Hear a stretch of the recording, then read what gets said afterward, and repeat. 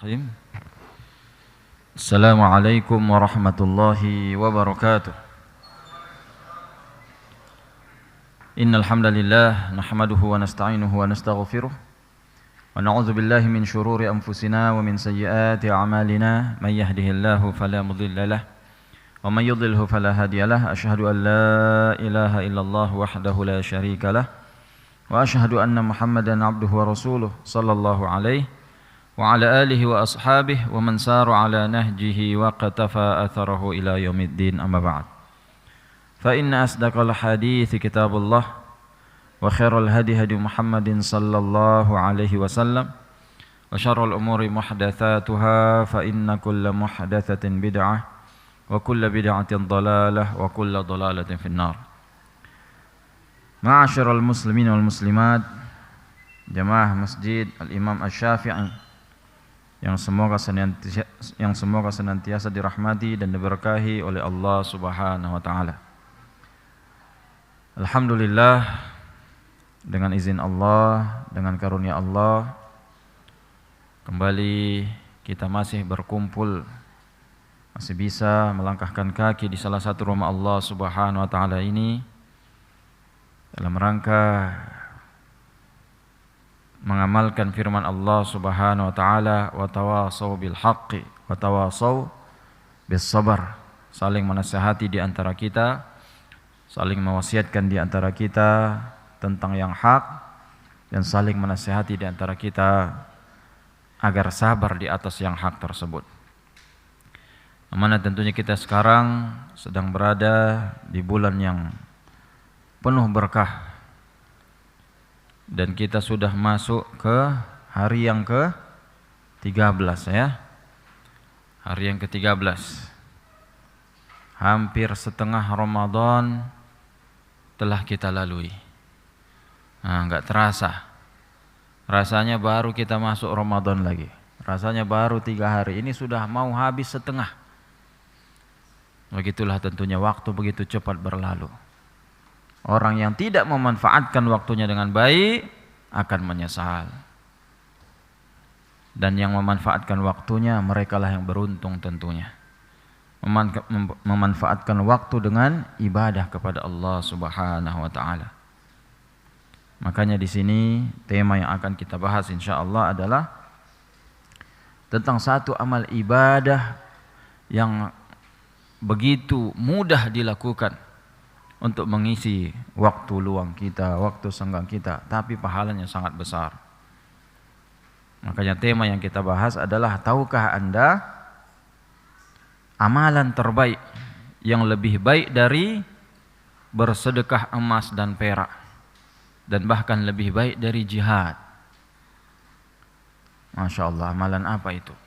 Yani amalan yang sangat ringan sekali. Dalam sebuah hadis yang sahih, Nabi SAW mengatakan, hal adullukum bi khairi a'malikum wa azkaha 'inda malikikum wa khairun lakum min an tunfiqu adh-dhahaba wal fiddah wa khairun lakum min an talqaw aduwakum fayadribu a'naqakum wa tadribu a'naqahum. Maukah kalian saya beritahu amalan terbaik kalian, amalan yang paling dicintai oleh Rabb kalian, yang lebih baik daripada bersedekah dengan emas dan perak, bahkan lebih baik dari bertemu dengan musuh, kalian penggal kepala mereka atau mereka penggal kepala kalian, yakni jihad. Maka amalan apa ini? Qalu bala ya Rasul, tentu ya Rasulullah. Amalan apa itu ya Rasulullah? Maka beliau mengatakan, zikrullahi ta'ala, berzikir kepada Allah Subhanahu wa ta'ala, yakni berzikir. Amalan terbaik ternyata adalah apa? Zikir. Maka subhanallah, tentunya kalau kita menyanyiakan waktu kita, hidup kita, tiap detik yang kita lewati akan kita sesali. Di hari kiamat, orang-orang saleh juga akan menyesal. Kenapa? Karena mereka tidak memaksimalkan waktunya. Makanya para salafus saleh, mereka senantiasa menggerakkan lidahnya, menggerakkan lisannya untuk berzikir kepada Allah Subhanahu wa taala. Zikir tentunya dengan segala macam zikir yang mengandung asma Allah. Baik dia istighfar, astaghfirullah. Baik dia tasbih, subhanallah. Baik dia tahmid, alhamdulillah. Tahlil, la ilaha illallah. Takbir, Allahu akbar.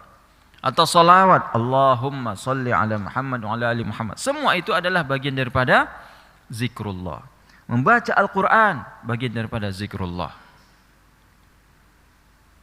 Maka tentunya inilah amalan terbaik kita. Makanya para ulama, Syekh bin Baz rahimahullah ta'ala disebutkan, beliau kalau diam pasti bergerak, mulutnya otomatis, udah menjadi kebiasaan. Beliau berzikir kepada Allah Subhanahu wa taala. Sampai disebutkan oleh salah satu muridnya, beliau kalau masuk ke kamar mandi, beliau sumbat mulutnya dengan serbannya. Kenapa? Karena beliau khawatir di kamar mandi beliau juga akan berzikir. Yakni secara otomatis. Udah menjadi kebiasaan.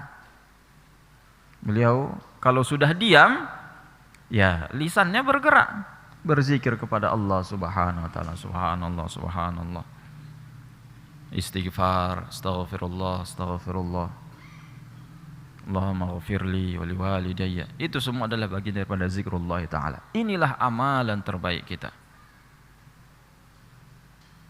Apalagi di waktu yang sangat dianjurkan untuk berzikir. Kapan waktu yang terbaik untuk berzikir? Bukrata wa asila. Di pagi dan sore hari. Banyak sekali ayat-ayat Al-Quran yang mengatakan sabbihuhu bukrata wa asila. Ansabbihu bukrata wa asila. Gudu bil guduwi wal asal. Di pagi dan petang berzikir kepada Allah Subhanahu wa taala. Makanya ada zikir pagi dan petang khusus. Ada yang pernah menyampaikan ke ana, masjid kita, Masjid Imam Syafi'i, katanya kalau habis subuh, selesai sholat kosong, nggak ada yang berzikir. Apa iya? Oh nggak betul itu ya? Masya Allah, alhamdulillah kalau nggak betul.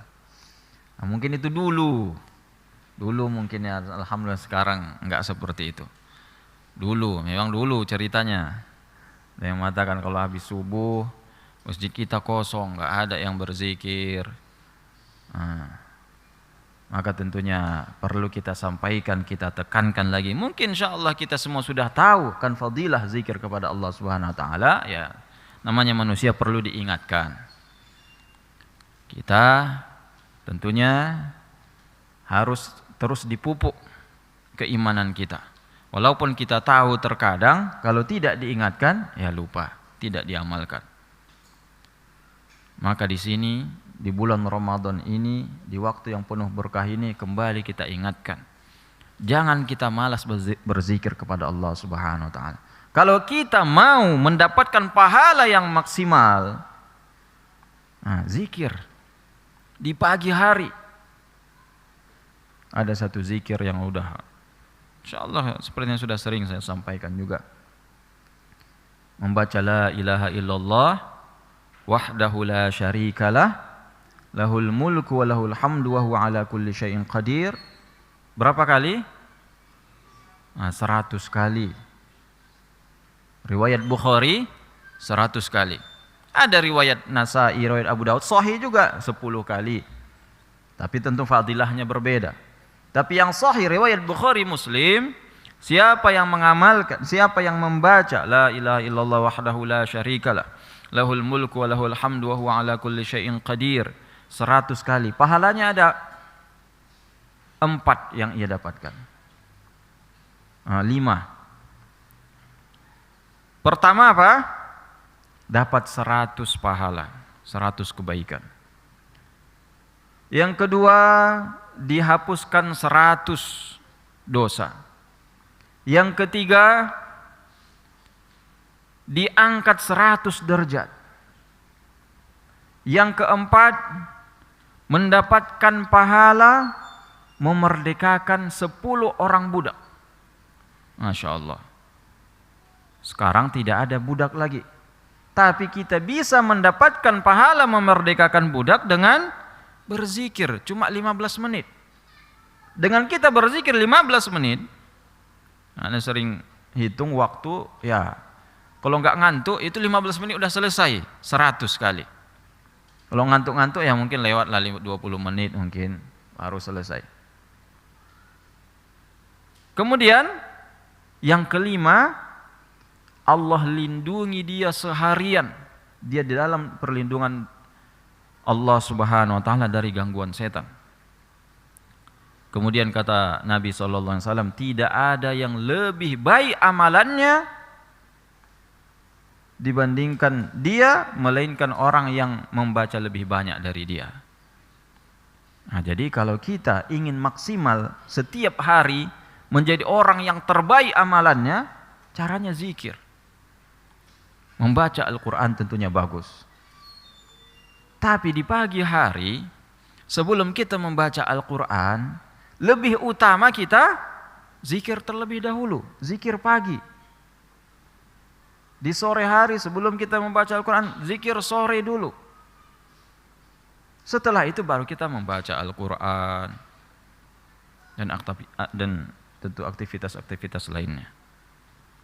Kalau kita ada ta'lim di pagi hari, maka sambil mendengarkan ta'lim, gerakkan lisan kita berzikir dengan zikir tadi yang 100 kali. La ilaha illallah wahdahu la syarikalah lahul mulku wa lahul hamdu wa ala kulli syai'in qadir. Maka inilah afdhalu zikri la ilaha illallah. Afdal zikir adalah la ilaha illallah. Tentunya caranya bukan dengan bergoyang-goyang kepala, la ilaha illallah. Nah, berzikirnya seperti yang kita katakan tadi, dengan merenungi makna la ilaha illallah tersebut. La ilaha illallah wahdahu la syarikalah lahul mulku wa lahul hamdu wa huwa ala kulli syai'in qadir. Itu semua adalah penekanan la ilaha illallah. La ilaha illallah, tiada ilah yang berhak disembah selain Allah. Wahdahu la syarikalah, Allah yang esa tiada sekutu baginya. Lahul mulku wa lahul hamdu, baginya kerajaan, baginya pujian. Wa huwa ala kulli syai'in qadir, dan dia maha kuasa atas segala sesuatu. Nah, itu semua adalah penegasan dari la ilaha illallah. Maka bacalah di pagi hari 100 kali. Kalau mungkin lagi sudah ngantuk beratnya, minimal tadi kita katakan berapa? 10 kali. Di hadis yang lain selain Bukhari Muslim, ada juga Nabi SAW mengatakan, siapa yang membaca la ilaha illallah wahdahu la syarikalah lahul mulku wa lahul hamdu wa huwa ala kulli syai'in qadir 10 kali di pagi hari, maka ia mendapatkan 10 pahala, dihapuskan 10 dosa, diangkat 10 derajat, dan dia mendapatkan pahala seperti memerdekakan 2 orang budak dari keturunan Ismail. Ini budak yang tidak sembarangan budak. Budak semakin tinggi nasabnya semakin mahal. Dan juga dia dilindungi dari setan sampai sore hari. Nah, siapa yang membacanya sore hari, dia mendapatkan seperti yang tadi sampai pagi hari. Nah, itu kalau 10 hari. Kalau 10 kali. Kalau kita baca 10 kali di pagi hari, dibaca juga 10 kali di sore hari. Tapi kalau kita sudah baca 100 kali di pagi hari, nah di sore hari, kalau mau membaca juga, baca 10 kali saja.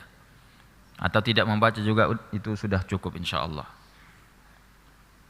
Maka ini zikir yang banyak dilalaikan oleh kaum muslimin sekarang. Jadi ana tegaskan itu yang pertama.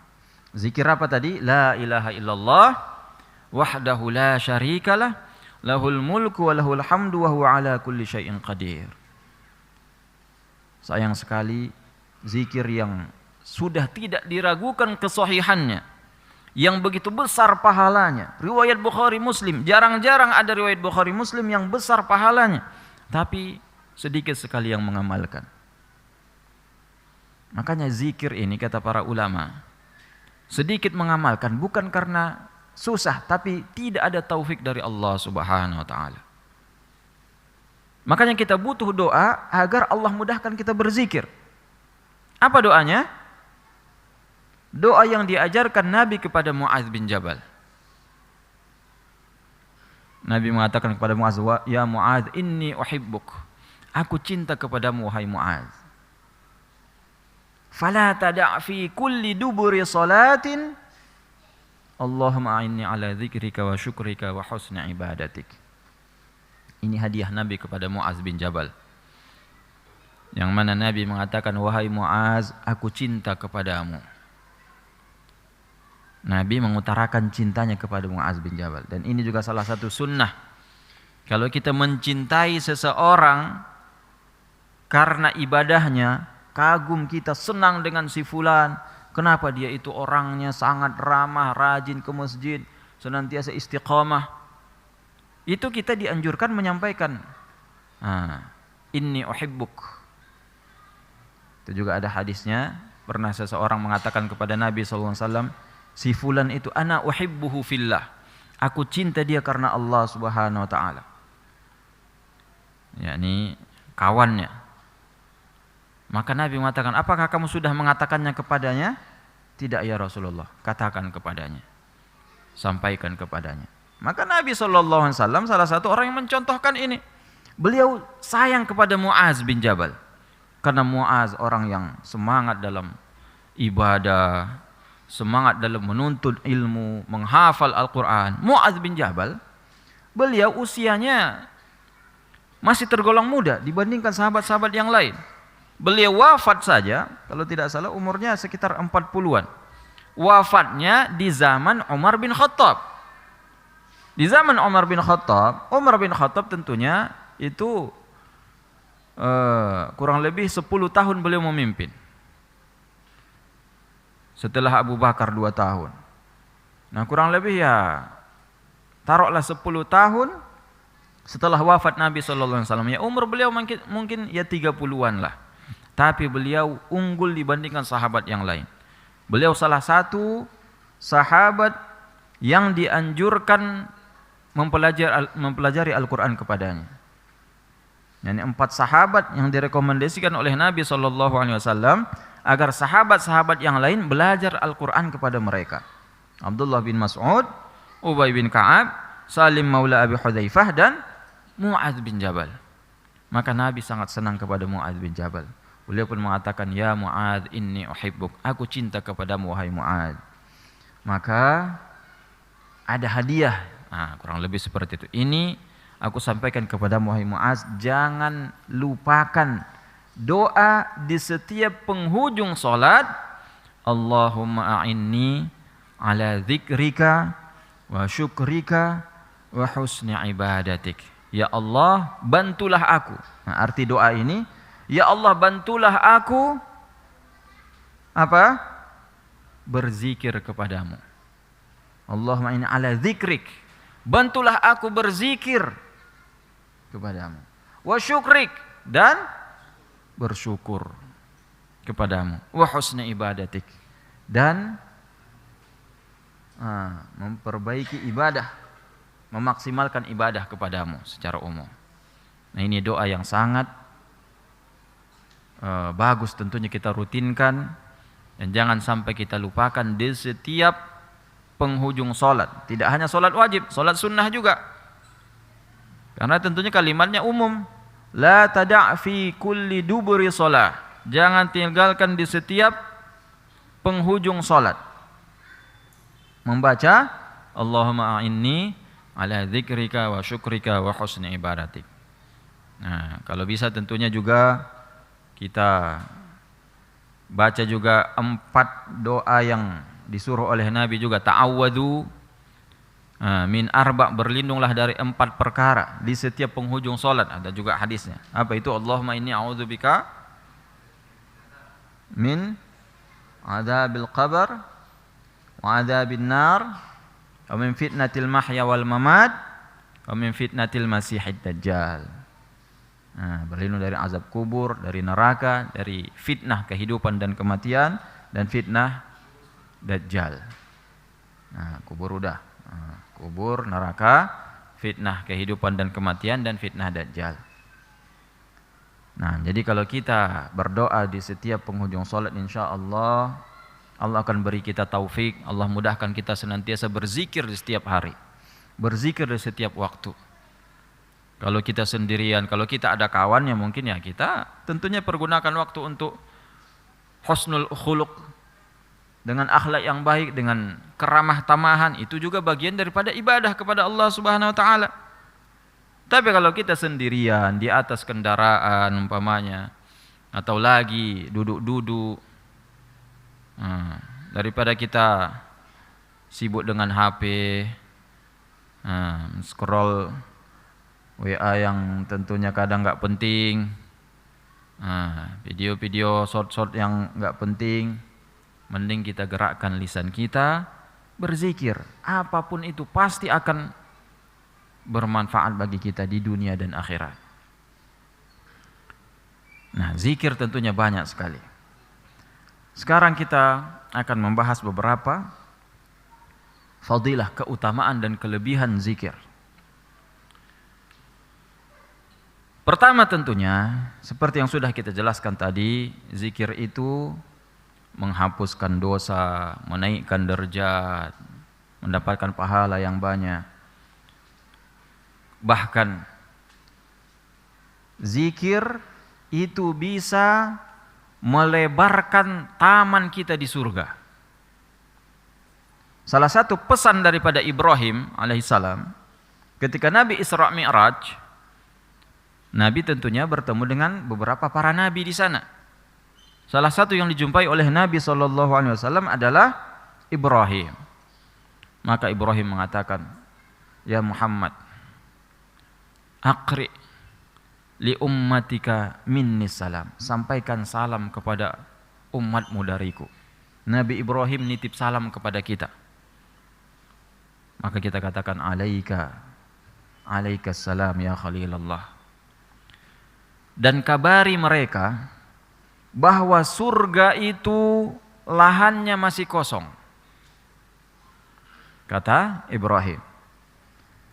Dan dia siap untuk ditanam. Dan tanamannya adalah subhanallah walhamdulillah wala ilaha illallah wallahu akbar. Di riwayat yang lain, la haula wala quwata illa billah.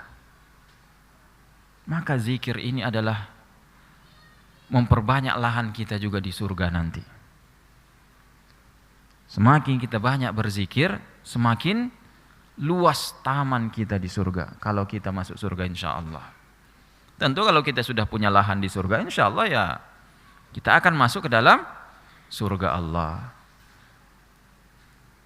Semoga tidak singgah dulu di neraka. Na'udzubillah min adzabin nar. Kita semua tentunya semua muslim, semua yang beriman kepada Allah pasti akan masuk surga. Cuman tidak ada jaminan selamat dari neraka. Nah, hanya orang yang bertauhid, dengan benar-benar bertauhid, itu sudah dijamin tidak akan masuk neraka. Allah haramkan jasadnya masuk ke dalam neraka. Nah, jadi fadilah zikir termasuk juga adalah untuk memperluas taman kita di surga. Kemudian fadilah zikir secara umum juga seperti yang kita katakan tadi, yakni membentengi kita dari gangguan setan, bahkan dari segala hal-hal yang memudaratkan kita. Ada salah satu hadis yang sahih bahwasanya Allah Subhanahu wa taala memerintahkan kepada Nabi Yahya, Allah wahyukan kepada Nabi Isa. Nabi Isa mengatakan, sampaikan kepada Yahya untuk menyampaikan kepada umatnya 5 hal. Maka Nabi Isa menyampaikannya kepada Yahya. Dan seperti Nabi Yahya agak lama menyampaikannya. Maka Nabi Isa mengatakan, wahai Yahya, sampaikan 5 hal tersebut. Kalau tidak, aku yang menyampaikannya. Kalau aku yang menyampaikannya, berarti kamu telah menyanyiakan perintah Allah, bisa jadi kamu akan diazab oleh Allah. Maka Nabi Yahya pun segera menyampaikannya. Maka dari 5 perkara ini salah satunya adalah wa'mur ummataka bizikrillah ta'ala. Perbanyak zikir. Suruh umatmu untuk banyak berzikir kepada Allah Subhanahu wa taala. Sesungguhnya permisalan orang yang berzikir adalah seperti orang yang sedang berlari dari kejaran musuh. Kemudian ia mendapati benteng yang kokoh di hadapannya. Ia masuk ke benteng tersebut, ia kunci, maka ia selamat. Begitulah permisalan orang yang berzikir. Yang tadinya dia tidak ada perlindungannya, ketika dia sudah berzikir, maka dia mendapat perlindungan dari Allah. Ana pribadi tentunya banyak pengalaman juga. Ketika tidak berzikir, lupa berzikir terkadang di pagi hari ya kadang karena datang ada malasnya, tapi alhamdulillah itu jarang. Pernah malas kemudian tiba-tiba dapat musibah. Di sore hari pernah juga ketika keluar bawa keluarga, kemudian lupa berzikir, ada musibah, mobil yang menyenggol motor lah. Ingat, oh iya memang tadi sore tidak baca zikir. Maka ini teguran. Alhamdulillah selama berzikir tidak pernah, seingat Anda tidak pernah ada masalah-masalah yang terjadi. Tapi ketika ada masalah, baru kemudian langsung teringat, apa saya enggak berzikir? Oh iya enggak berzikir. Beberapa hari yang lalu juga tengah malam tiba-tiba ada kalajengking sampai ke kasur. Tiba-tiba udah kena gigit paha. Terbangun, astagfirullah, kalajengking. Ini paha udah kena gigit. Baru teringat, oh iya tadi sore si ibu repot jagain anak enggak berzikir kepada Allah Subhanahu wa taala, enggak zikir perlindungan. Enggak zikir a'udzu bikalimatillahi tammat min syarri ma khalaq. Tersengat. Nah, qadarullah memang rumah sering masuk kalajengking. Nah, di samping rumah ada samping jalan, seberang jalan ada masih semak belukar. Nah, mungkin di sana banyak kalajengking. Jadi di rumah kadang masuk kalajengking, alhamdulillah baru ini kena sengat. Nah, kena sengat ya bisa jadi itu teguran. Lalai berzikir. Maka zikir ini tidak hanya pahala yang Allah janjikan, tapi perlindungan juga dari Allah Subhanahu wa taala. Maka zikir perlindungan di sore hari yang tidak boleh kita tinggalkan walaupun lagi safar. Apalagi lagi safar tentunya kita butuh perlindungan. Yakni a'udzu bikalimatillahi tammati min syarri ma khalaq. 1 kali cukup. Ada hadisnya 3 kali, tapi ada hadisnya ya 1 kali. Yang mana ada orang yang terkena sengat di pagi hari, Nabi SAW bertanya kepadanya, "Wah, ya fulan, ada apa denganmu?" "Ya Rasulullah, aku kena gigit tadi malam." Tidak disebutkan apakah digigit ular apa digigit kalajengking. Maka beliau mengatakan, seandainya kamu baca di sore hari, a'udzu bikalimatillahi tammati min syarri ma khalaq, pasti kamu tidak kena gigit di malam hari. Nah, jadi itu zikir perlindungan. Zikir yang mesti kita baca. Atau minimal kalau kita tidak hafal, ya baca 3 kul. 3 kul, qul huwallahu ahad, qul a'udzu birabbil falaq, qul a'udzu birabbin nas. Itu kata Nabi SAW di riwayat yang sahih, kalau kita baca 3 kali di pagi hari, Allah jaga kita sampai sore hari. Tidak akan ada yang memudaratkan kita sampai sore hari. Kalau kita baca di sore hari, ba'da asar, Allah jaga kita sampai pagi hari. Maka tentunya siapa dari kita yang tidak butuh kepada perlindungan Allah Subhanahu wa taala? Kita semua butuh kepada perlindungan Allah. Maka untuk mendapatkan perlindungan tersebut, berzikir kepada Allah Subhanahu wa taala. Nah, salah satu juga keutamaan zikir di dunia. Pernah satu saat Ali bin Abi Thalib mengeluhkan kepada istrinya. Siapa istri beliau? Putri Nabi, Fatimah binti Muhammad sallallahu alaihi wasallam. Ali mengatakan, wahai Fatimah, aku sangat kelelahan bekerja seharian. Kamu juga di rumah tidak ada yang membantumu. Fatimah juga tangannya sudah kasar karena tiap hari menggiling gandum. Ya kalau dulu kalau mau memasak makanan roti ya dulu ya sampai sekarang orang Arab makanan pokoknya ya roti. Roti dari gandum, yakni kalau ya masih bentuk beras itu digiling dulu. Kalau dulu gilingnya itu dua batu disatukan, kemudian di tengah-tengah batu yang paling atas itu dibolongi. Nah, itu ditabur sedikit demi sedikit gandum tadi, kemudian diputar-putarkan sampai semuanya halus. Setelah halus, nah baru kemudian dimasak, direbus, kemudian diolah.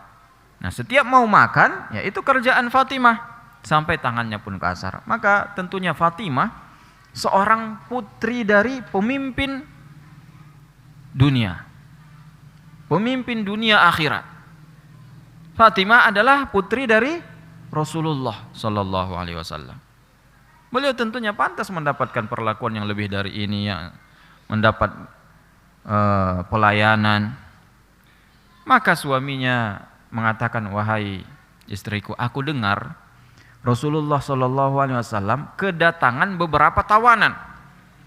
Ya kalau dulu kalau sudah jadi tawanan itu jadi budak. Maka Ali mengatakan, cobalah minta kepada ayahmu, kepada Rasulullah sallallahu alaihi wasallam agar memberikan kita satu budak pembantu untuk membantu kehidupan kita. Ide yang bagus, kata Fatimah. Maka Fatimah pun pergi ke rumah ayahnya Rasulullah sallallahu alaihi wasallam. Nah, ternyata Nabi tidak ada di rumah. Kemudian Fatimah menyampaikan pesan kepada istrinya Aisyah radhiyallahu taala anha. Bahwasanya Fatimah minta diberikan satu orang budak untuk pembantu. Maka kemudian Rasulullah sallallahu alaihi wasallam di malam hari pulang ke rumah.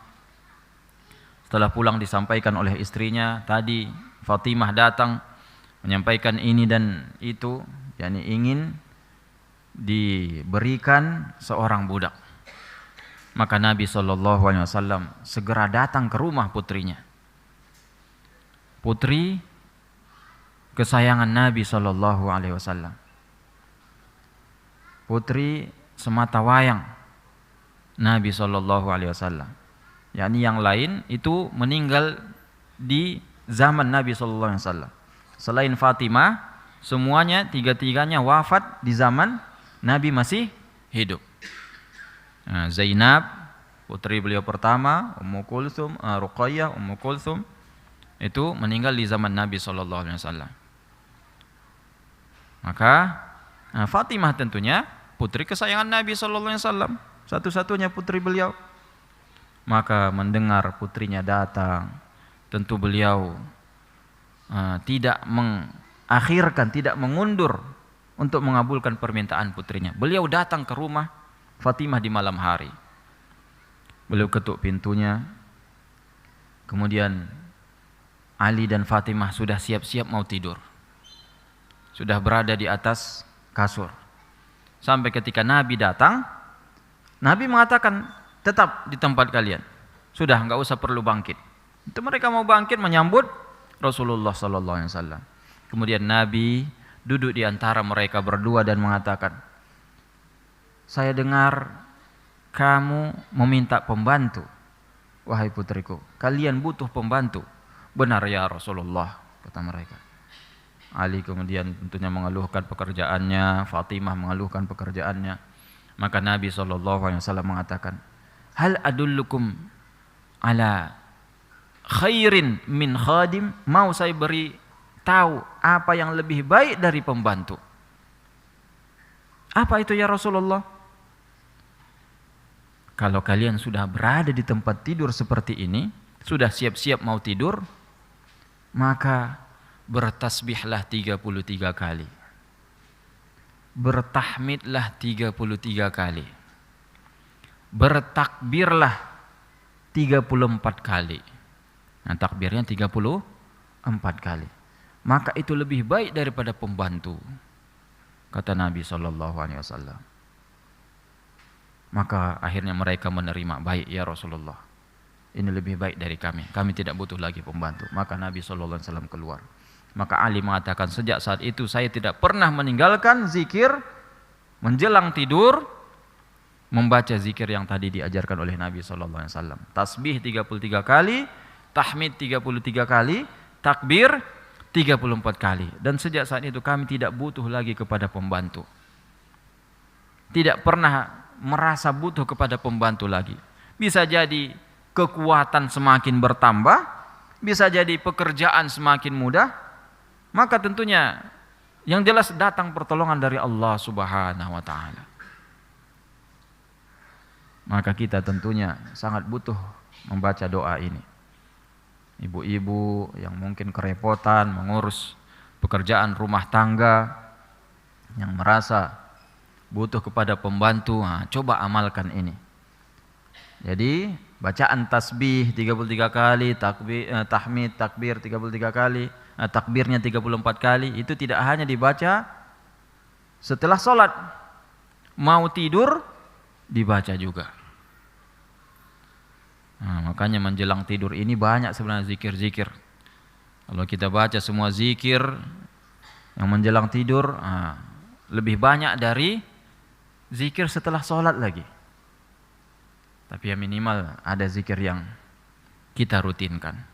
Bisa dengan 3 qul tadi. Nah, itu juga dianjurkan sebelum tidur. Nah, maka ini tentunya memperlihatkan kepada kita fadilah zikir. Tidak hanya Allah janjikan pahala di dunia, menjadikan urusan kita semakin mudah. Maka inilah keajaiban zikir kepada Allah Subhanahu wa taala. Amalan yang begitu ringan tapi sedikit sekali yang mengamalkan. Maka tentunya kita iri melihat orang-orang yang menghabiskan waktunya untuk berzikir. Para ulama yang menghabiskan waktu untuk berzikir, tidak hanya para ulama. Kemarin beberapa pekan yang lalu ada pertandingan tinju kelas berat menengah, ya kan? Siapa yang suka tinju sini? Salah satu petarungnya itu petarung Muslim yang taat, yang berjenggot taat, bernama Arthur Beterbiev, yang menjadi perhatian juga komentar media juga. Apa yang kamu baca? Mulutnya nggak berhenti dari bergerak. Setiap ketika kawan lawannya diwawancara, dia tidak hanya diam, mulutnya komat kamit. Ditanya, apa yang kamu baca? Dia mengatakan, ya aku berdoa kepada Allah, aku berzikir menyebut nama Tuhanku, Robku. Rupanya dia berzikir, terus berzikir. Subhanallah, dia bukan ulama, dia seorang petinju. Tentunya petinju bukan pekerjaan yang baik juga, tapi begitulah seorang muslim menampakkan syariat Allah Subhanahu wa taala. Subhanallah, jangan sampai kita kalah dengan yang petinju. Masa petinju aja berzikir setiap waktunya. Maka kita yang belajar ilmu syar'i, belajar ilmu agama, yang sering mengaji, tentunya harus lebih rajin lagi untuk berzikir kepada Allah Subhanahu wa taala, untuk tidak melewatkan menit demi menit kita kecuali dengan zikir kepada Allah Subhanahu wa taala, dengan berbagai macam zikir tentunya, istighfar, tasbih, tahmid. Maka yakinlah itu sangat membantu di hari kiamat. Kemarin juga saya membaca atau melihat video, ada seseorang yang mimpi dengan putrinya yang sudah meninggal dunia. Orang Arab. Mimpi dengan putrinya yang sudah meninggal dunia. Akhirnya dia bertanya, "Kaifa wajadtil akhirah ya bunayyati?" Bagaimana negeri akhirat kamu lihat wahai putriku? Maka ia mengatakan, "Al-akhirah amruha azim." Akhirat perkaranya sangat besar. Kita tahu wahai ayah, kita tahu tapi kita tidak mengamalkan. Kita tahu tasbih subhanallah itu memberatkan di mizan, kita tidak mengamalkannya. Kita tahu ruku, satu sujud di hadapan Allah itu sangat mengangkat derajat kita, tapi kita tidak mengamalkannya, katanya. Yakni ketika kita bertasbih, satu tasbih saja subhanallah, di akhirat itu akan sangat membantu kita. Subhanallah tamla'ul mizan, kata Nabi SAW. Subhanallah walhamdulillah tamla'ani ma baina samai wal ard. Subhanallah memenuhi timbangan, memenuhi mizan. Subhanallah bihamdi memenuhi antara langit dan bumi. Sangat berat nilainya di mata Allah Subhanahu wa taala. Makanya lidah kita ini adalah modal yang sangat besar. Makanya ada seorang khawarij, ketika lidahnya mau dipotong, dia takut. Ketika tangannya dipotong, kakinya dipotong, santai saja, tidak mengeluh. Tapi ketika mau dipotong lidahnya, dia gemetar, dia takut. Ketika ditanya, "Kenapa?" "Aku takut gak bisa lagi berzikir kepada Allah." Itu seorang khawarij yang membunuh Ali bin Abi Thalib. Nah, ini masalahnya orang khawarij semangat beribadah tapi mudah mengkafirkan. Jadi, jangan kita terkecoh dengan sampai zaman sekarang banyak orang-orang khawarij. Bahkan ya orang-orang awam tidak bisa membedakan mana khawarij, mana salafi. Karena memang ya potongannya sama. Mereka semangat dalam menegakkan sunnah. Semangat menegakkan petunjuk Nabi SAW, membaca Al-Quran. Bahkan lebih dari kita. Bedanya kita dengan mereka cuma satu, mereka mudah mengkafirkan. Kalau kita tentunya tidak berani mengkafirkan pemimpin. Mengkafirkan ini perkara yang besar. Salah-salah mengkafirkan, kita yang kafir. Selama orang masih sholat, kata Nabi, gak boleh kita kafirkan. Itu yang menjadi ukurannya. Kalau mereka tidak, selama tidak memakai hukum Allah, kafir. Orang yang tidak memakai hukum Allah kafir. Benar, dalam Al-Quran memang ada ayatnya. وَمَنْ لَمْ يَحْكُمْ بِغَيْرِ مَا أَنْزَلَ اللَّهُ فَأُولَٰئِكَ هُمُ الْكَافِرُونَ. Siapa yang tidak berhukum dengan hukum Allah, mereka kafir. Tetapi tentunya memahami ayat haruslah dengan pemahaman para sahabat, dengan membaca juga hadis-hadis Nabi SAW. Ayat itu, siapa yang tidak berhukum dengan hukum Allah, maka dia kafir. Tapi tentunya kafir maknanya bisa jadi kufrun duna kufrin, kekafiran yang tidak sampai mengeluarkan dari Islam. Kufur nikmat itu tetap dikatakan kafir. Ketika kita kufur nikmat itu kafir. Tetapi apakah itu mengeluarkan dari Islam? Maka para ulama tentunya menjelaskan, dan para sahabat juga sudah menjelaskan. Yang mana khawarij ini mengkafirkan Ali dan Muawiyah, mengkafirkan semua para sahabat yang mendukung Ali dan Muawiyah. Kenapa? Karena ketika perang Ali dan Muawiyah, mereka berdamai, sepakat mengutus dua orang, masing-masing dari Ali dan masing-masing dari Muawiyah, dan menerima apapun yang mereka putuskan. Maka orang-orang Khawarij ini mengatakan Ali dan Muawiyah telah kafir karena tidak memakai hukum Allah, tapi memakai hukum dua orang ini. Maka sampai sekarang, bahkan di daerah kita di Kandis ini juga, waktu saya awal-awal kesini masih ada cerita banyak ustaz-ustaz kadang yang suka mengkafirkan. Ada. Kalau tidak tahu alhamdulillah. Kalau yang tahu, atau yang belum tahu ya hati-hati kalau ada kajian-kajian yang mengkafirkan pemerintah dan mengkafirkan orang-orang yang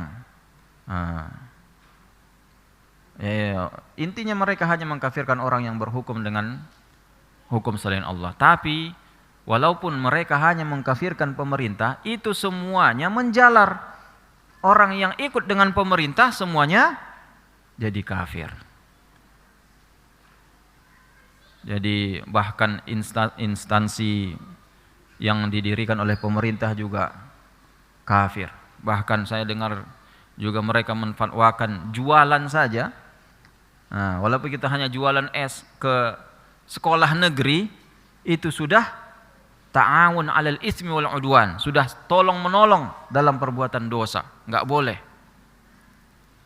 Maka tentunya ini akidah yang sangat fatal sekali. Yang kebanyakan mereka tentunya gara-gara mereka Salafi di Indonesia atau di seluruh dunia dianggap sebagai teroris. Padahal mereka hanya segelintir saja. Dan mereka memang menamakan diri sebagai Salafi. Tapi mereka sendiri mengaku bertaubat dengan dakwah Salafi. Dakwah dari Ustaz Salafi khususnya yang di Indonesia. Kalau mungkin kita pernah mendengar Ustaz Abdurrahman Ayyub rahimahullah. Dulu beliau adalah seorang gembong jamaah Islamiyah. Jamaah Islamiyah ini yang menganggap negara yang resmi adalah negara mereka, jamaah Islamiyah. Negara Indonesia ini negara kafir. Jadi mereka punya presiden sendiri dan sebagainya. Dan mereka menganggap kafir semuanya. Dan dia mengatakan di media juga ada, beliau taubat dari akidah ini karena berdialog dengan ustaz-ustaz Salafi yang bermanhaj yakni Ahlus Sunnah wal Jamaah, yang berlandaskan dengan salafus saleh.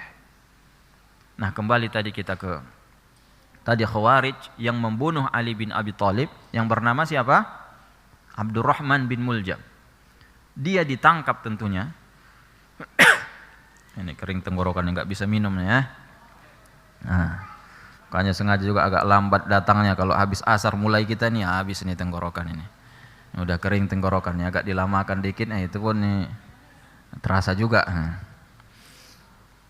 Nah, jadi Abdurrahman bin Muljam ditangkap oleh para sahabat setelah dia membunuh Ali bin Abi Thalib. Tentu pembunuh seorang pemimpin seperti ini tidak hanya dibunuh, dikisos, dipenggal begitu saja selesai. Maka para sahabat menganggap ini sama dengan hukum yang pernah dilakukan oleh Nabi SAW kepada kaum Al-Uraniyin.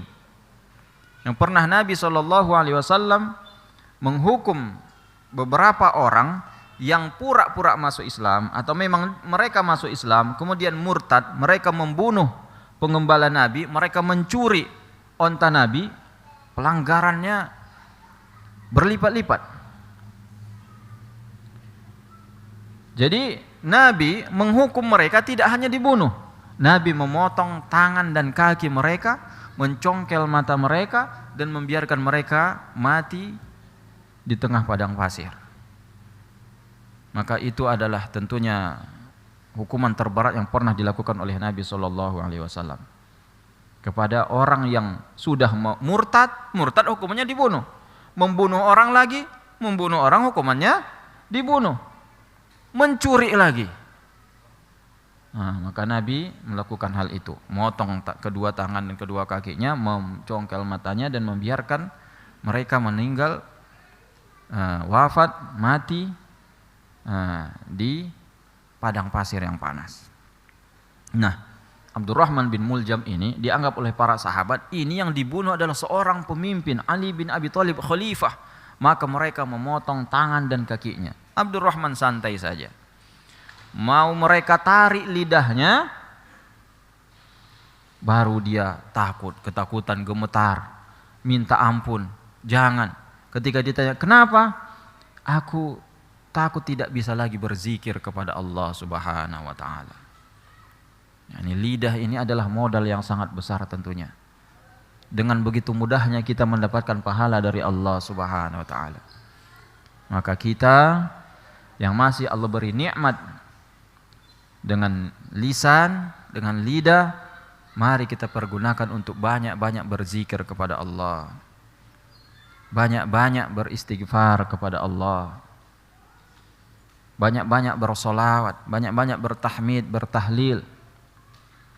Yang manapun kita baca, itu sangat bermanfaat. Ada hadisnya dari Nabi Sallallahu Alaihi Wasallam. Sini juga beliau. Nah, dalam riwayat Sunan At-Tirmidzi disahihkan oleh Syekh Al-Albani rahimallahu taala.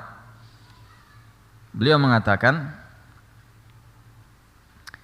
anna Rasulullah SAW marra bi syajaratin yabisah. Nabi Sallallahu Alaihi Wasallam pernah melewati satu pohon yang sudah kering. Kemudian Nabi Sallallahu Alaihi Wasallam memukul pohon tadi dengan kayunya, dengan tongkat beliau. Ketika beliau pukul dengan tongkat, pohon tadi tentunya menggugurkan daun-daunnya. Ini pohon sudah kering, daun-daunnya sudah kering. Digoyang sedikit, berjatuhan daun-daunnya. Maka Nabi mengatakan, innal hamdalillah, sesungguhnya alhamdulillah, subhanallah, la ilaha illallah, Allahu akbar. Itu menggugurkan dosa-dosa hamba seperti bergugurannya daun-daun pohon ini. Jadi setiap kita membaca subhanallah, subhanallah, alhamdulillah, dosa-dosa kita berjatuhan, berguguran. Dosa-dosa yang tentunya kita tidak lepas dari dosa pandangan, dosa lisan, dosa pendengaran. Apalagi di negara kita ini, kemana-mana mendengar musik yang haram, kemana-mana terlihat hal-hal yang dilarang untuk dilihat. Maka tentunya kita sangat butuh hal-hal yang bisa menggugurkan dosa-dosa kita. Maka banyak-banyak berzikir kepada Allah. Itu adalah salah satu bentuk untuk menggugurkan dosa-dosa kita. Di hadis yang lain Nabi SAW mengatakan, la yubali ayyu syai'in bada'ta. Tidak peduli yang mana saja kamu mulai, sama saja. Dari yang tiga itu, subhanallah, walhamdulillah, la ilaha illallah, wallahu akbar. Baik, kita baca alhamdulillah dulu. Alhamdulillah, subhanallah, la ilaha illallah, wallahu akbar. Nah, la ilaha illallah. Karena dalam satu riwayat juga, itu salah satu zikir yang dianjurkan dibaca ketika bangun tidur. Nah, ada zikir bangun tidur, tentunya kita tahu zikir bangun tidur apa? Apa doa bangun tidur? Alhamdulillahilladzi ahyana ba'da ma amatana wa ilaihin nusyur. Ada zikir yang terbaik lagi. Yang mana kata Nabi SAW, hadis riwayat Bukhari, hadis yang sahih. Kalau kita baca ketika bangun tidur, zikir ini, setiap kita sholat, pasti sholat kita diterima. Dijamin. Kalau kita doa, akan dikabulkan doa kita. Man ta'arra minal lail, siapa yang tengah malam terbangun, kemudian dia membaca la ilaha illallah wahdahu la syarikalah, lahul mulku wa lahul hamdu wa huwa ala kulli syai'in qadir, walhamdulillah wa subhanallah wa la ilaha illallah wallahu akbar wa la hawla wa la quwata illa billah. Maka kalau dia berdoa pasti Allah kabulkan. Kalau dia sholat pasti diterima sholatnya. Nah, sama juga doanya tadi. La ilaha illallah wahdahu la syarikalah, lahul mulku wa lahul hamdu wa huwa ala kulli syai'in qadir. Nah, ini yang tadi kita katakan dibaca 100 kali pagi hari. Ditambah dengan alhamdulillah, subhanallah, la ilaha illallah, Allahu akbar. Kemudian la haula wala quwata illa billah. Nah, bagi kita tentunya yang rajin sholat tahajud, ini jangan kita tinggalkan. Bangun tengah malam agar sholat kita diterima, dijamin diterima oleh Allah, baca zikir ini. Ini hadisnya sahih riwayat Bukhari. La ilaha illallah wahdahu la syarikalah, lahul mulku wa lahul hamdu wa huwa ala kulli syai'in qadir. Alhamdulillah, subhanallah, la ilaha illallah, wallahu akbar, wala haula wala quwata illa billah. Nah, jamaah sekalian rahimakumullah. Kemudian juga zikir inilah yang menjadi penyebab diselamatkannya Nabi Yunus. Dikeluarkan Nabi Yunus dari perut ikan paus. Apa kata Allah Subhanahu wa taala? Laula annahu kana minal musabbihin la labitha fi batnihi ila yaumi yub'atsun. Kalau seandainya Yunus tidak termasuk orang yang bertasbih, pasti dia akan berada di perut ikan paus tersebut sampai hari kiamat, kata Allah. Nah, jadi Nabi Yunus diselamatkan oleh Allah dikeluarkan dari perut ikan paus karena banyak bertasbih. Kalau seandainya beliau sibuk menyelamatkan diri cari makan di dalam perut ikan paus, pasti nggak akan keluar. Tapi tentunya beliau seorang rasul, seorang nabi yang tahu apa yang harus dilakukan. Maka kalau kita mendapatkan kesulitan, salah satu jalannya adalah bertasbih, berzikir. Kalau kita tersesat, kalau kita qadarullah umpamanya terdampar di satu pulau, apa yang kita lakukan? Banyak-banyak berzikir, bertasbih. Tasbihnya Nabi Yunus apa? La ilaha illa anta subhanaka inni kuntu minaz zalimin.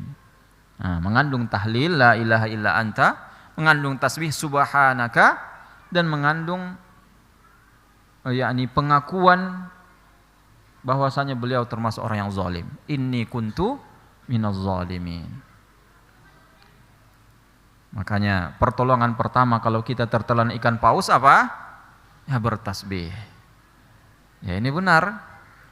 Anda pernah dapat juga di YouTube trik ketika tertelan ikan paus. Banyak disebutkan tahap apalah. Karena kasih komentar. Nah, kalau mau selamat dari perut ikan paus, cukup bertasbih. Allah berfirman begini, falaula annaka minal musabbihin. Banyak yang like, ya kan? Tetapi ada juga yang komentar nggak percaya. Ini komentar terbodoh yang pernah saya baca, katanya. Astagfirullah. Ada yang komentar, cobalah kamu pengen lihat masuk ke perut ikan paus bisa selamat nggak? Astagfirullah. Itu orang-orang yang tidak percaya. Tentu ya saya balas, coba buktikan satu ayat dalam Al-Quran yang tidak benar. Baru nggak ada lagi yang komentar lagi. Yang tadi komentar, coba aku lihat kamu pengen masuk ikan paus, ayo kita sama-sama masuk ke perut ikan paus. Jawab seperti itu. Ya memang itu adalah ayat Allah, tentu dalam Al-Quran kita wajib mengimani. Kalau kita tidak percaya berarti kita kafir. Allah yang mengatakannya. Kalau hadis bisa kita katakan, ini sahih enggak nih? Ini perlu diperiksa lagi nih. Tapi kalau sudah Al-Quran yang mengatakan, enggak ada keraguan sedikit pun. Allah mengatakan kalau bukan karena dia bertasbih, pasti dia berada dalam perut ikan paus sampai hari kiamat. Kata Allah Subhanahu wa taala. Maka inilah keajaiban zikir kepada Allah Subhanahu wa taala.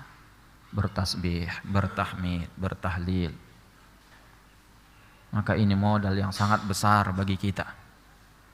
Bulan Ramadan ini, mari kita perbanyak zikir. Kalau kita tidak ada waktu megang Al-Quran, di kantor umpamanya atau di pekerjaan, maka daripada waktu kita berlalu begitu saja, kita gerakkan lidah kita, kita gerakkan lisan kita, berzikir apa saja, tasbih, tahmid, tahlil, istighfar. Beristighfar kata Allah Subhanahu wa taala masih dalam Al-Qur'an surah Nuh. Kalau beristighfar apa yang kita dapatkan? Nabi Nuh menyampaikan kepada umatnya, "Wa qultu astaghfiru rabbakum innahu kana ghaffara." Istighfarlah kalian wahai umatku, kalau kalian beristighfar, apa balasannya? Nabi Nuh tidak langsung mengatakan kalian masuk surga. Mungkin mereka masih, ya namanya orang-orang kafir terkadang motivasinya nggak mau yang jauh-jauh surga akhirat, pengennya di dunia apa? Maka Nabi Nuh mengatakan kalau kalian beristighfar, langit akan menurunkan hujan yang bermanfaat. Harta kalian akan banyak. Kemudian apalagi anak kalian akan banyak. Yumdidukum bi amwali wa banin wa yaj'al lakum jannat. Kemudian Allah akan jadikan kebun-kebun untuk kalian. Yang pengen punya kebun sawit berhektar-hektarnya, yang pengen kayak Pak siapa ya, yang banyak kebunnya. Kalau Allah Subhanahu wa taala mengajarkan bagaimana caranya, banyak-banyak beristighfar. Wa qultu astaghfiru rabbakum. Banyak-banyak beristighfar, yakinlah. Tidak mungkin Allah salah, na'udzubillah. Kalau masih ada keraguan sedikit pun, kalau tidak benar yang dikatakan oleh Allah, tentu kita tidak beriman kepada Allah. Kafir, na'udzubillah. Allah yang mengatakannya. Banyak-banyaklah beristighfar, faqultu astaghfiru rabbakum, beristighfarlah kepada Allah Subhanahu wa taala, maka ganjarannya hujan yang bermanfaat, harta yang banyak, anak yang banyak, kebun yang banyak, yang luas. Wa yaj'al lakum jannat wa yaj'al lakum anhar, sungai-sungai juga mengalir di kebun-kebun itu, subhanallah. Maka yakinlah. Tapi tentunya terkadang kalau memang Allah tidak memberikan kepada kita harta yang banyak di dunia, maka bisa jadi itu adalah tanda cinta Allah kepada kita. Karena tentunya begitu banyak orang yang tadinya merasa, kalau saya punya banyak harta kayaknya enak beribadah. Udah enak hidup ini tinggal ibadah saja. Tapi setelah dia punya banyak harta, ternyata justru nggak pernah kelihatan lagi di pengajian, nggak pernah kelihatan lagi di masjid. Banyak yang seperti itu. Walaupun alhamdulillah banyak juga yang walaupun hartanya banyak tidak melalaikannya dari ibadah kepada Allah Subhanahu wa taala. Maka kita kalau mengharap dunia boleh, tidak salah. Tapi tetap yang menjadi prioritas kita adalah akhirat. Ada juga jamaah yang mengeluh. Waktu itu ada yang datang, waktu kami lagi duduk-duduk ngobrol, "Ustaz, ana gimana ya? Usaha saya kok nggak berkembang-kembang ya? Padahal saya sudah sholat berjamaah terus, mengamalkan semua yang zikir, tapi saya rasa," dia jualan sepatu, "usaha saya nggak berkembang, gitu saja." Iya Pak. Kemudian dia mengatakan, "Cuman Ustaz, memang alhamdulillah saya nggak pernah masuk rumah sakit, keluarga saya juga nggak pernah sakit, sehat terus." Masya Allah, itulah nikmat yang luar biasa itu Pak. Apa gunanya kita banyak harta nanti kalau ternyata habis untuk berobat? Ya ini salah satu nikmat Allah yang luar biasa. Kesehatan ini tentunya adalah salah satu nikmat terbesar yang Allah berikan kepada kita. Kata para ulama, kesehatan adalah mahkota yang dipakai oleh semua orang yang sehat, yang hanya bisa dilihat oleh orang yang sakit saja. Orang-orang sakit yang hanya bisa berbaring, Melihat orang sehat bisa jalan-jalan, dia melihat itu luar biasa lah nikmat orang tersebut. Bisa makan enak, bisa jalan-jalan. Kita tidak merasakan, tidak sadar nikmat tersebut. Kalau kita sudah menderita, kalau kita sudah menjumpai suatu kesusahan, baru kita sadar. Ketika kita sudah sakit, baru kita sadar. Ternyata selama ini nikmat yang Allah berikan luar biasa. Nah, seperti yang pernah sampaikan juga setelah kemarin kami pergi ke Yaman. Di Yaman tentunya kita tahu sedang terjadi peperangan, perang saudara antara Houthi dengan pemerintah. Houthi ini kelompok Syiah, walaupun ada juga yang mengatakan mereka Syiahnya Zaidiyah. Intinya tentunya negara itu sudah 10 tahun kurang lebih perang, jadi kondisinya sangat menyedihkan. Listrik hanya 2 jam hidup, 2 jam hidup, 2 jam mati. Bahkan ya banyak matinya. 2 jam hidup, 5 jam udah enggak hidup. Jadi walaupun ada mesin cuci enggak bisa dipakai juga kadang. Ada kipas juga enggak bisa juga dipakai. Kemudian juga bagaimana air juga susah. Kita tentunya ya santri-santri disuruh mandi minimal 2 kali sehari. Kalau di sana mandi maksimal 1 kali sehari. Enggak boleh lebih. Hemat air. Enggak mandi bagus.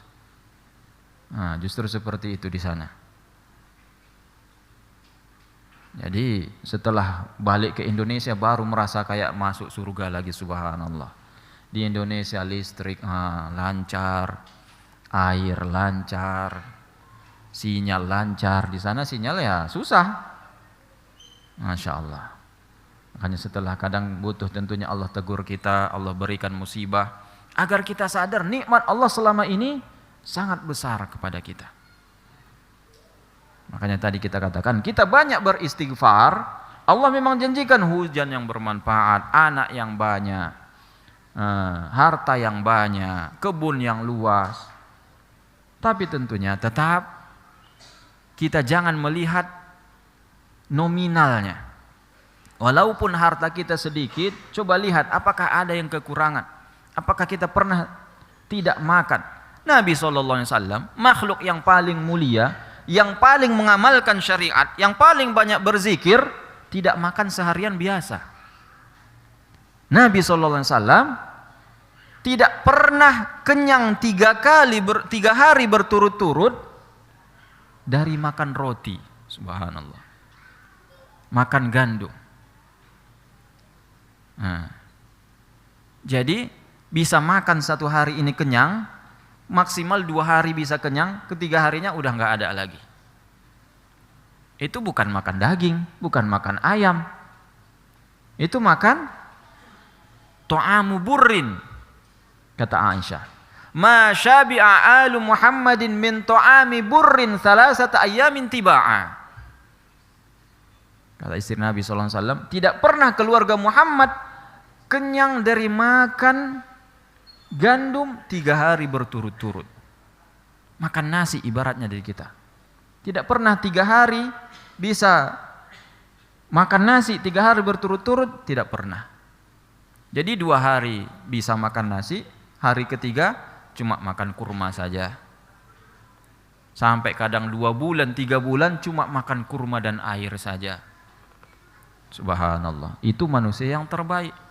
Maka jangan pernah kita mengeluh dengan apa yang Allah berikan. Kalau memang Allah menjadikan kehidupan kita sederhana dan Allah menjadikan kita seorang muslim, maka ini nikmat yang luar biasa. Nanti kalau kita sudah meninggal dunia, maka justru kita akan bersyukur tidak punya harta. Karena tentunya harta yang kita miliki akan dihisab di hari kiamat. Itu akan memperlambat masuk surga. Makanya disebutkan Abdurrahman bin Auf 500 tahun, dan ini disebutkan orang-orang kaya di kalangan para sahabat Itu ada sebuah hadis, itu khilaf para ulama, ada yang mengatakan dhaif, ada yang mengatakan hasan, bahwasanya orang-orang kaya dibandingkan orang-orang miskin di antara para sahabat, itu jarak masuk surganya 500 tahun. Masya Allah. Jadi tentunya makanya Nabi SAW tidak iri sama sekali dengan orang-orang kaya. Nabi SAW sanggup mengumpulkan harta yang banyak. Nabi bisa memiliki rumah yang mewah, tempat tinggal yang mewah. Beliau pernah punya ternak yang memenuhi satu gunung, satu lembah. Beliau setiap mendapatkan harta ghanimah 1/5 hak beliau sallallahu alaihi wasallam. 1/5 bukan harta yang sedikit. Ghanimah kadang dapat 1000 ekor onta, ribuan ekor ternak, kemudian ratusan gantang emas. 1/5-nya 100 gantang udah dapat 20 gantang emas. Maka tentu itu harta yang sangat banyak sekali, tapi beliau adalah orang yang zuhud. Beliau kalau bersedekah tidak takut miskin. Maka ketika satu saat Umar bin Khattab masuk ke rumah Nabi SAW, Nabi waktu itu lagi tidur. Kemudian Umar lagi nunggu Nabi bangun. Beliau melihat sekeliling dindingnya tidak ada hiasan sedikit pun. Yang ada cuman ada satu gantungan dari kulit kambing. Enggak ada perkakas rumah tangga, enggak ada sofa. Nabi tidur di lantai beralaskan tikar. Tikar dari daun korma. Tidak terasa air mata Umar menetes. Beliau menangis melihat bagaimana Nabi SAW, manusia terbaik di dunia ini, pemimpin dunia akhirat, beginilah kehidupan beliau. Setelah beliau bangun, Nabi bertanya, Umar, kenapa kamu menangis? Beliau mengatakan, ya Rasulullah, aku teringat bagaimana kehidupan Raja Persia, Raja Romawi. Mereka orang kafir, orang hina, tapi hidupnya begitu mewah. Mereka tidur di tempat tidur yang begitu empuk. Mereka hidup dengan penuh dengan kemewahan. Sedangkan engkau manusia terbaik, pemimpin dunia akhirat, begini kehidupanmu ya Rasulullah. Maka apa kata beliau? Afi syakkin anta ya ibn al-Khattab. Wahai anak Khattab, kamu ragu? Nabi marah. Nabi tidak memanggil Umar lagi. Nabi memanggil nama bapaknya. Anak Khattab, kamu ragu? Tidakkah kamu ridha? Mereka mendapatkan dunia, kita mendapatkan akhirat. Kata Nabi SAW. Biarkan mereka mendapatkan harta dunia ini, orang-orang kafir. Tapi walaupun begitu tentunya, orang-orang kafir sebanyak apapun harta mereka, mereka tidak akan mendapatkan kebahagiaan. Ketenangan hati tidak akan mereka dapatkan. Karena ketenangan hati hanya milik orang yang beriman dan beramal saleh. Wa may ya'mal minas salihat min dzakarin aw untha wa huwa mu'min falanuhyiyannahu hayatan thayyibah. Siapa yang beramal saleh dari kalangan laki-laki dan perempuan dan dia beriman, maka kami akan berikan kehidupan bahagia kepadanya, kata Allah Subhanahu wa taala. Maka lihatlah kehidupan Nabi, walaupun beliau begitu bisa dikatakan miskin, tetapi beliau tentunya orang yang sangat bahagia, tidak pernah merasa kekurangan. Beliau merasa qanaah, cukup atas pemberian Allah Subhanahu wa taala. Kadang kita tentunya kalau punya rumah yang kecil, kita berpikir kalau datang tamu bagaimana? Ya Nabi SAW, rumah beliau tentunya hanya, ya kalau pernah tentunya digambarkan oleh para ulama, rumah Nabi SAW hanya hujurat, kamar-kamar yang mungkin hanya 2x3. Nabi SAW tentunya rumah beliau berjejer, karena beliau punya 9 istri yang tentunya totalnya 11 istri, 2 orang wafat ketika beliau masih hidup, yang 9 istri itu rumah-rumahnya bertetangga semuanya. Yakni hanya kamar-kamar, 2 kali 3, 2 kali 3, 2 kali 3, sampai ketika Nabi sujud, Aisyah yang lagi tidur harus menarik kakinya terlebih dahulu, baru Nabi bisa sujud. Nah, kalau tamu datang, maka Nabi menyambut tamu di masjid Rasulullah sallallahu alaihi wasallam. Nah,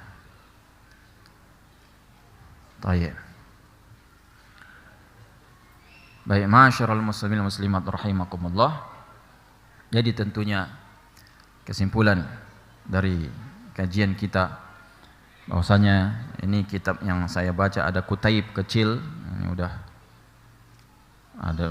lusuh juga ini. Ini kitab yang ditulis oleh Syekh Abdul Razzaq bin Abdul Muhsin Al-Badar, Fadail Al-Kalimatil Arba', keutamaan 4 kalimat subhanallah walhamdulillah wala ilaha illallah akbar. Sangat banyak sekali di sini tentunya. Nah, di sini ada 12 hadis yang intinya berupa pahala dari Allah Subhanahu wa taala, menggugurkan dosa dari Allah Subhanahu wa taala. Nah, terakhir satu lagi yang disebutkan juga dalam hadis ini menunjukkan keutamaan zikir itu. Ada riwayat yang dihasankan oleh para ulama. Ada dari satu kabilah 3 orang bersaudara menyatakan keislamannya kepada Nabi sallallahu alaihi wasallam. 3 orang masuk Islam. Kemudian Nabi mengutus mereka dalam salah satu ekspedisi pasukan. Itu dikawani oleh Abu Thalhah.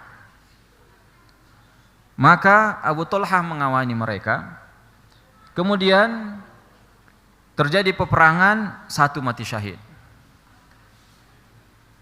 Kemudian mereka pulang, ada lagi yang menyerang musuh, kemudian mereka diutus lagi, yang 1 mati syahid lagi. Dan yang ketiga itu dia lama hidup setelahnya, dia mati dalam keadaan tidur, yakni di atas kasurnya. Apakah itu karena penyakit atau apa? Yang jelas yang ketiga mati dalam keadaan tidak di peperangan. Maka Abu Thalhah bermimpi. Beliau bermimpi melihat yang meninggal di atas kasurnya ini lebih tinggi derajatnya dibandingkan 2 orang yang mati syahid. Maka ia pun merasa ada sesuatu di hatinya mengganjal, loh kok kenapa seperti ini? Bukankah mati syahid adalah amalan yang tertinggi, derajatnya paling tinggi di sisi Allah Subhanahu wa taala? Tapi kenapa dalam mimpiku 2 orang yang mati syahid itu justru masih di bawah orang yang mati belakangan, yang dia meninggal di atas kasurnya? Ia menyampaikan hal tersebut kepada Rasulullah sallallahu alaihi wasallam. Maka Rasulullah sallallahu alaihi wasallam pun mengatakan, itu tidak mengherankan ya Abu Thalhah. Itu tidak mengherankan. Bukankah si fulan yang ketiga itu lebih lama hidupnya hingga dia lebih banyak bertasbih, lebih banyak bertahmid, lebih banyak bertakbir, bertahlil dibandingkan 2 orang kawannya. Kata Nabi sallallahu alaihi wasallam, itu yang menjadikan derajatnya lebih tinggi. Subhanallah. Jadi zikir lebih, yakni bisa mengangkat derajat seorang hamba melebihi orang yang mati syahid. 3 orang ini tentunya sudah ikut peperangan. Yang ketiga ini dia mendapatkan pahala, tapi dia tidak mendapatkan syahadah mati syahid, tapi dengan umurnya yang panjang dia semakin banyak berzikir kepada Allah Subhanahu wa taala, menjadikan derajatnya semakin tinggi di mata Allah Subhanahu wa taala. Ini juga disebutkan oleh para ulama keutamaan orang yang berumur panjang dan mempergunakan umurnya dalam ketaatan kepada Allah. Maka ini adalah keutamaan yang Allah berikan yang tentunya bisa menjadikan dia mendapatkan derajat tertinggi di sisi Allah di surga nanti. Maka semoga kita semua yang hadir di majelis ini, semoga kita semua termotivasi untuk banyak berzikir, khususnya di pagi, di sore hari, Mudah-mudahan walaupun tentunya tadi salah ya di Masjid Imam Syafi'i ba'da subuh banyak berzikir. Semoga semakin banyak lagi yang berzikir, menghabiskan waktunya menunggu waktu syuruk untuk berzikir kepada Allah. Selain membaca Al-Quran, tentunya baca zikir-zikir yang ma'thur dari Nabi sallallahu alaihi wasallam. Zikir subhanallahi wa bihamdih 33 kali.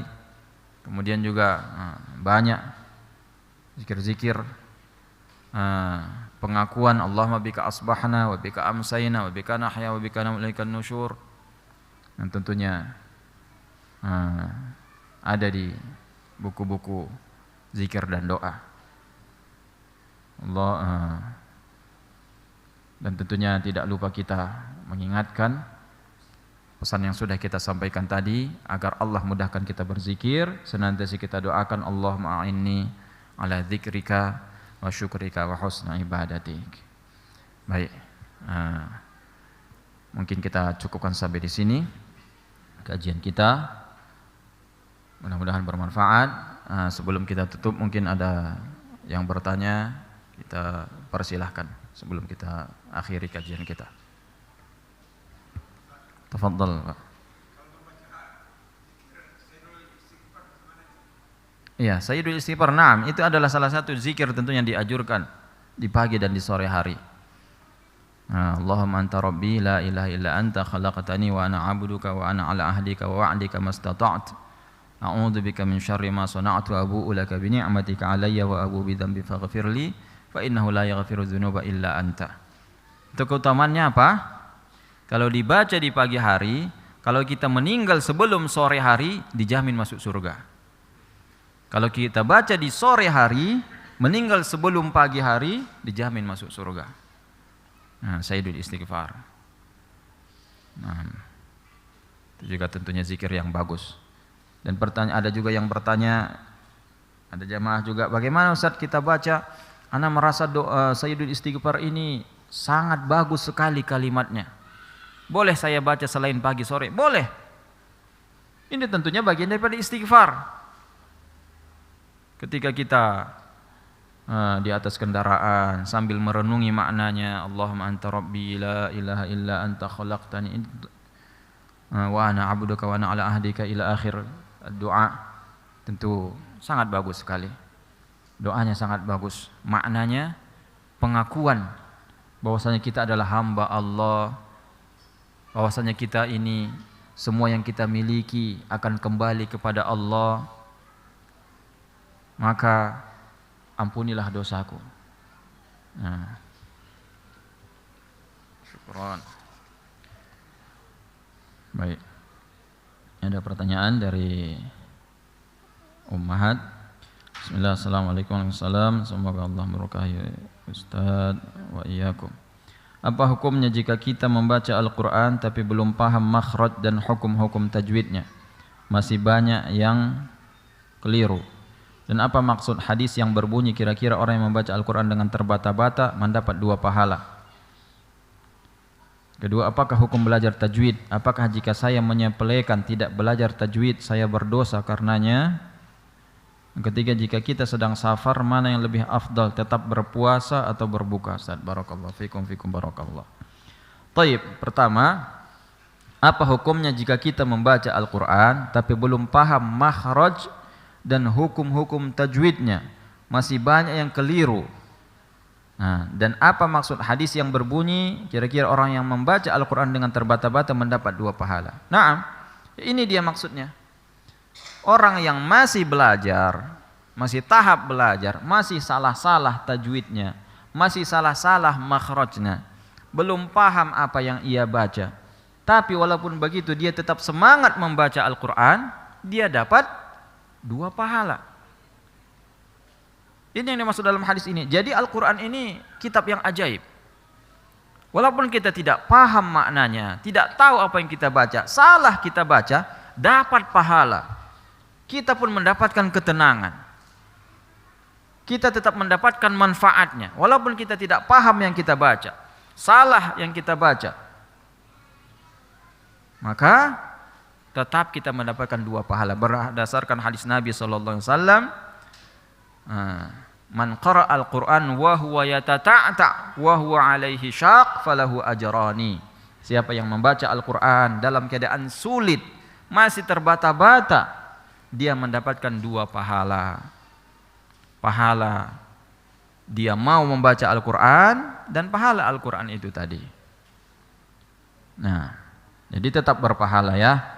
Nah, walaupun mungkin di antara kita masih ada yang susah baca Al-Qur'an, kalau kita baca Al-Qur'an 1 huruf dapat 10 pahala. Bahkan 2 kali lipat. Yang kedua, apakah hukum belajar tajwid? Maka hukumnya belajarnya wajib. Apakah jika saya menyepelekan tidak belajar tajwid, saya berdosa karenanya? Kalau sampai menyepelekan, ya memang belajar tajwid hukumnya wajib. Tentunya fattaqullaha mastata'tum, bertakwalah kepada Allah semampu kalian. Kita belajar tajwid tetap, yakni ada niat kita untuk belajar tajwid.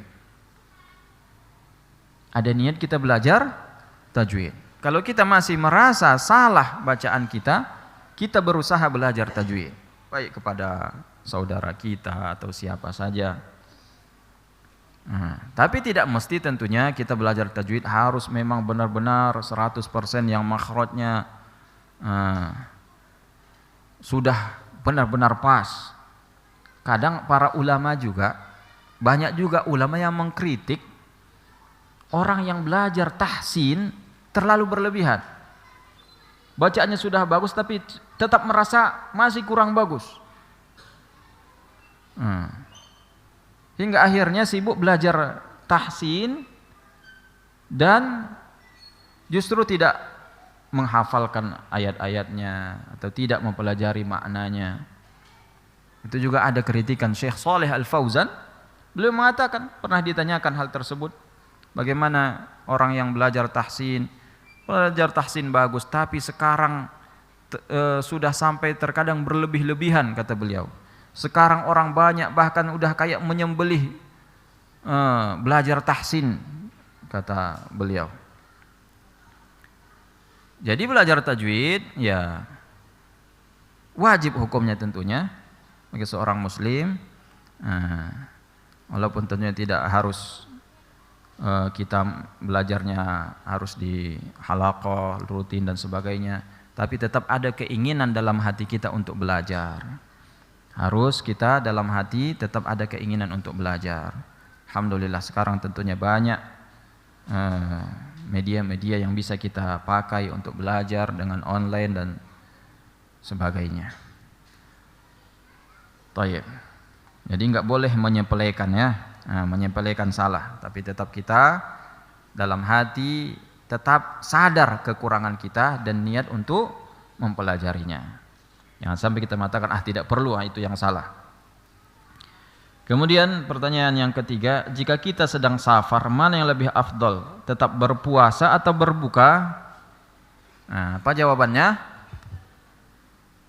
Jawabannya tergantung. Ya, tergantung. Kalau safarnya melelahkan, maka sebaiknya berbuka. Kalau safarnya enggak memberatkan sama sekali, maka lebih baik lanjut. Allah mengatakan dalam Al-Quran, wa antasumu khairul lakum. Setelah Allah mengatakan bagi yang tidak sanggup boleh diganti di hari yang lain, tapi berpuasa lebih baik, kata Allah, bagi yang tidak memberatkan. Tapi dalam hadis ada juga kalimat laisa minal birri siyamu fis safar, hadis riwayat Bukhari, bukan termasuk kebaikan puasa ketika safar. Itu hadis riwayat Bukhari, sahih. Tidak termasuk kebaikan puasa ketika safar. Nah ini bagaimana ini? Maka dijelaskan oleh para ulama. Maksudnya adalah ketika safarnya itu memberatkan. Kalau sudah sampai kehausan, apalagi dulu safar tentunya nggak seperti sekarang naik mobil pakai AC enak bisa tidur, bangun-bangun udah berbuka, nggak capek. Ya kalau dulu naik onta diterik matahari, kehausan masih dipaksakan lagi untuk puasa. Ini bukan kebaikan, kata Nabi SAW.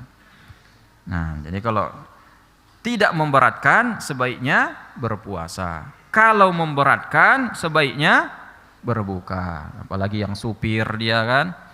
Nah, walaupun dia mungkin tahan, tapi bisa jadi kalau dia ngantuk sedikit saja nanti bahaya. Nah, bisa nyawa melayang. Kayak kemarin safar kemarin waktu kami mudik, ya kebetulan anak supir, ya enggak puasa, walaupun kuat untuk puasa, tapi ya takut ngantuk, minum kopi lah dulu jadinya. Nah, jadi jangan kita cela orang yang tidak puasa ketika safar, tidak boleh kita cela tentunya. Nah, bisa jadi justru kita yang salah kalau kita masih mempertahankan puasa padahal kita sudah kepayahan, ini salah malah, tidak bagus. Baik, pertanyaan berikutnya. Assalamualaikum warahmatullahi wabarakatuh. Waalaikumsalam warahmatullahi wabarakatuh. Afwan. Izin bertanya, mana yang lebih baik ketika kajian, baiknya mendengarkan sambil zikir atau mendengarkan saja tidak sambil berzikir? Masya Allah. Jazakumullah khairan Ustaz wa iyyakunna. Jadi mendengarkan kajian sambil berzikir atau tidak? Nah, mana ini yang lebih baik ini? Tidak ya? Biar lebih fokus ya. Berarti udah ada jawabannya itu dari apa tuh.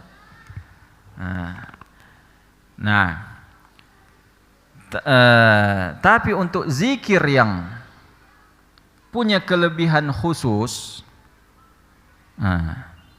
ada tentunya zikir muqayyad sama zikir mutlak. Zikir muqayyad sama zikir mutlak. Zikir muqayyad itu apa? Zikir muqayyad itu yang sudah ditentukan tadi, setelah sholat kita baca tasbih 33 kali. Di pagi hari kita baca ini, di sore hari, di pagi hari. Ini zikir muqayyad. Kalau ini, wallahu alam, lebih baik kita berzikir. Kita zikir walaupun sambil mendengarkan kajian. Dengan zikir muqayyad tadi. Zikir yang memang sudah dirutinkan seperti Sayyidul Istighfar, dibaca di pagi dan sore hari.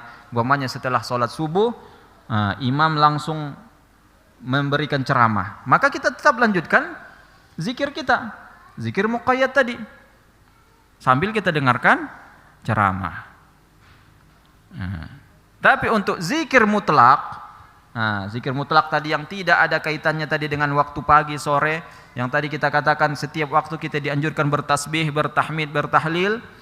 Ya sudah, biar kita fokus, kita dengarkan kajian saja.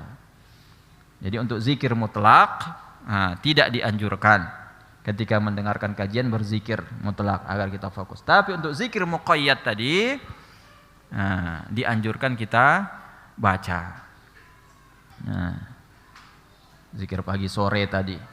Kalau kita belum selesaikan zikir kita, Ustadz udah ceramah, udah nggak apa-apa kita lanjutkan zikir muqayyad tadi, zikir pagi sore. Wallahu a'lam bishawab. Nah, ini waktu tinggal 10 menit lagi ya. Kita butuh waktu ini untuk persiapan buka bersama ini. Jadi kita cukupkan sampai di sini. Wassallallahu ala nabiyyina Muhammad. Subhanakallahumma bihamdik asyhadu an la ilaha illa anta astaghfiruka wa atubu ilaik. Assalamualaikum warahmatullahi wabarakatuh.